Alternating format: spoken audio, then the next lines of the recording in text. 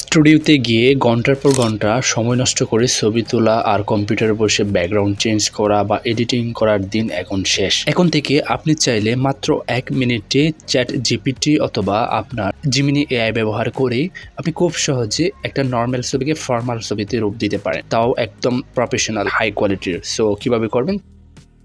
প্রথমে চলে আসবেন চ্যাট জিপিটিতে।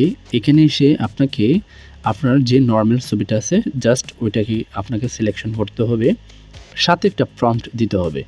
দেন এখানে আপনি ক্রিয়েট ইমেজ অপশানে ক্লিক করবেন চ্যাট জিপিটিতে, এরপরে ফটোস অপশানে ক্লিক করবেন। ফটোস অপশানে ক্লিক করলে আপনি যে আপনার গ্যালারি থেকে আপনার নর্মাল ছবিটাকে এখানে অ্যাড করতে চান সেটা এখানে অ্যাড করে নেবেন। অ্যাড করে নেওয়ার পর সাথে একটা আপনাকে প্রম্পট দিতে হবে, যেটা আমার ভিডিও ডেসক্রিপশনে পেয়ে যাবেন অথবা আমার টেলিগ্রাম চ্যানেলে পেয়ে যাবেন। তো আমার টেলিগ্রাম চ্যানেলের লিঙ্ক কিন্তু ভিডিওর ডেসক্রিপশনে পেয়ে যাবেন।